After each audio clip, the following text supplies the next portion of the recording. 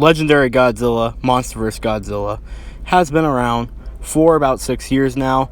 Originally, it was going to be a 3D short film IMAX feature where he was going to fight a monster named Deathla, but as some copyright issues stuff happened, Legendary ended up getting the rights, and eventually, after a 2012 leak, we are now with our current modern-day MONSTERVERSE Godzilla. His story begins in the comic book Godzilla Awakening, where he is awakened to fight his ancient rival Shin.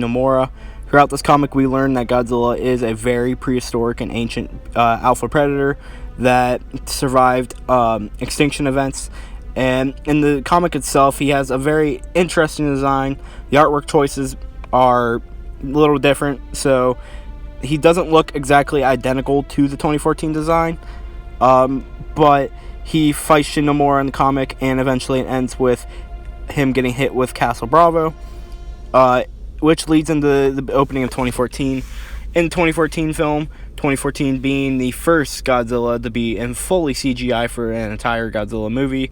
This doesn't count 2012, Always Sunny on 3rd Street Godzilla. I said 2007, my bad. In this movie, he reawakens once again after some more of his ancient rivals, the Mutos, reawaken. With this, he has to hunt them down throughout the movie, eventually meeting up with them in San Francisco after going through battles with them in Honolulu, Hawaii, and eventually killing both of them with the aid of Ford Brody.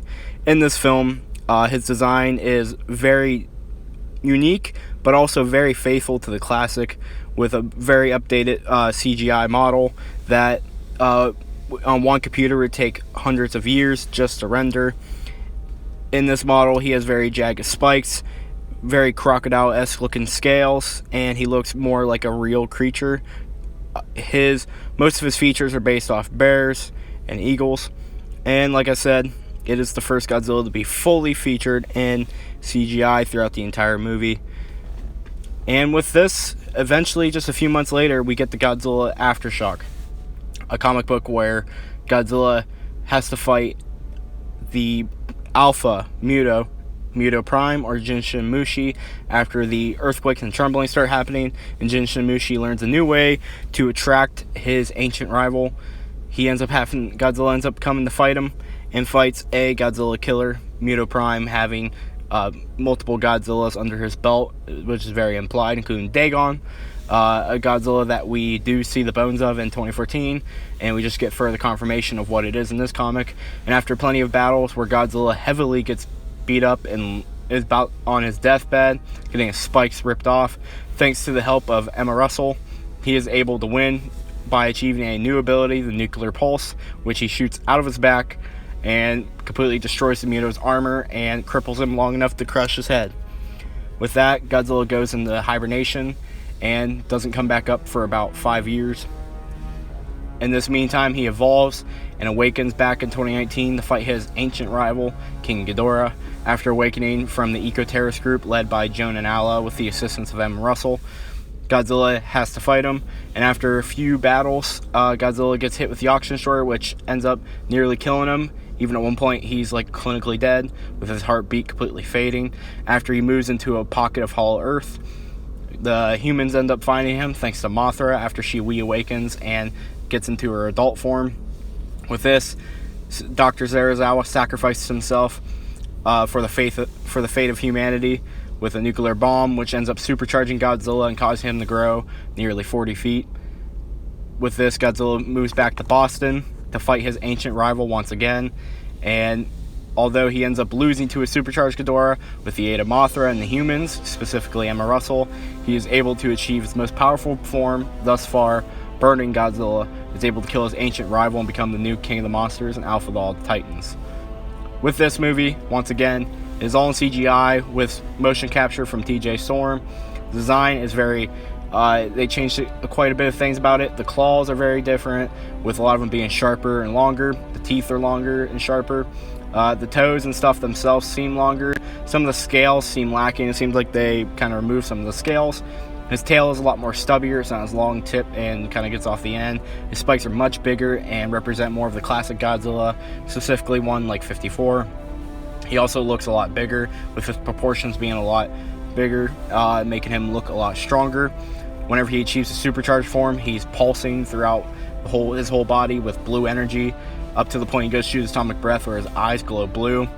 His head kind of stays the same size, but the rest of his body grows quite a bit, and it's very apparent in the final battle. And he's about to go into critical mass, a possible reference to the Godzilla Unleashed game. Whenever this happens, with the help of Mothra, able to make it so instead of him blowing up like a thermonuclear bomb, he's able to concentrate that energy into a new burning form. With this burning form, this updated burning form, it takes some of the cool stuff from the original burning form, except makes it updated with modern CGI. For this, instead of him having spots on his body covered with like the orange glow and such, instead the lava effect kind of just cracks through his scales and through the cracks of his body, it just pulses out. His eyes turn yellow with a red pupil, and instead of using a spiral ray, he prefers to use thermonuclear pulses, which end up wiping out Boston by themselves. And with this design, it's a very different design from the original, but also still faithful, and it does feel like burning Godzilla. With a lot of the smoke around, it seems to take a lot of callbacks to the original, with the whole film taking callbacks, and this being one of the few Godzillas to survive the Oxygen Destroyer. With that, currently, we do know Godzilla Dominion is an upcoming GVK prequel comic for Godzilla. We do not know necessarily too much about it or have too many images of it. What we do know, though, is we'll get to basically live a day with Godzilla. We'll get to experience a lot more and get to understand him more. He's going to get more depth and character. He's even going to have to do stuff like pick between two monsters, which one to fight. He has to pick which one is the bigger threat, and we'll see his intelligence smart enough to do that. As his intelligence grows and becomes more apparent throughout each MonsterVerse movie, going from less from just an animal hunter, just an alpha predator, to now more of up there with like intelligence of like the humans, this giant god presence. With that, and without further word on that, there's not much else to say on that other than it is, and from what you can see, the Godzilla design seems just about the same. It doesn't seem like there's too much different from it. With upcoming Godzilla vs. Kong, with some minor spoilers, not going to give any major spoilers, just some minor spoilers. So you don't have to click off. It's just going to be very minor. It's just mostly stuff kind of confirmed. We now kind of seen Godzilla's design. From what we've seen, it's very hard to tell exactly what's going on with the design.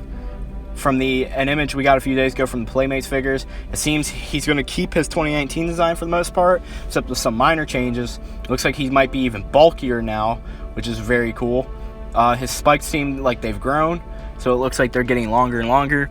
In some concept art images, they're white-tipped, and even in the poster, they're white-tipped, probably due to his burning form.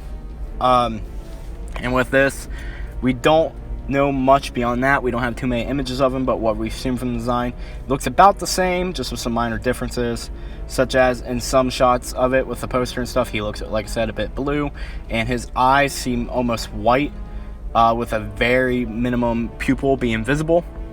And with that, there's not really much else to say about it. We will finally get to learn more about the design in 2021, and yeah, I can't wait to see it. On this, Godzilla has also been in other forms of media, the MonsterVerse. He has been in a game called Godzilla Smash 3, which was a puzzle game where you go around as the 2014 incarnation, destroy cities, fight the military, eventually meet up with your ancient rivals, the Mutos, and beat them. There was also Godzilla Strike Force, a game that also used the 2014 design and incarnation, where in this one, you have to go around the city, save civilians as the Halo Jumpers, do missions. It's kind of like a quest puzzle adventure game, while at the same time you have to sometimes run away from Godzilla and survive. It was a very cool game at the time. It had about 4 missions, and you just played from the human's perspective the whole time. Sometimes you could look behind you also and see Godzilla chasing you. Lastly, the MonsterVerse Godzilla has also been featured in a console game, this being Godzilla Versus, or as a lot of people like to refer to it, Godzilla PS4 or Godzilla the game. In both the PS3 and PS4 version, he appeared. PS3 version coming out in 2014 in Japan. PS3 and PS4 version coming out in 2015 in America. With this, you're able to play as the 2014 incarnation of Godzilla, a much more powerful version of him, able to be the final boss in the game, and in God Destruction mode, and able to survive blasts from burning Godzilla's spiral ray, a ray that's comes from an extremely powerful version of burning, without going into too much detail. He's able to go up against plenty of the classic Toho characters. You can play as him in online mode, you can play against him in online mode, you can play as him in King of Kaiju, you can play with him or against him in all the sorts of modes. He's also featured in the diorama mode, and he was a DLC pre-order bonus for the game, and he's one of my favorite characters used in the game. Again, this also uses the 2014 incarnation or design of the character with its own twist based on and scanned from the SH Monster Arts 2014 figure. So, what do you guys think of all this? I hope you guys enjoyed. I hope some of this information was very useful. It's just a quick recap of the MONSTERVERSE Godzilla and his evolution over the movies. The design has changed plenty of times throughout the movies and the comic books, going from the more, jagged, spiked, Goliath tank to the giant absolute beast of a Titan that we see in 2019, and it looks like 2020 is going to be even bigger. It's very excited to see. I meant 2021, by the way. It's very excited to see what comes of him. So, what do you guys think? Do you guys want to see him in more video games soon? What do you guys want to see from his incarnation? We at least got one more movie with him, and let's see what comes out of it. Hope you guys enjoyed this video as always. Hope you found it informational. Turn on the bell notification to get notifications for all future uploads. And I hope you enjoy. As always, please, thank you. Have a great day, and bye-bye. Peace.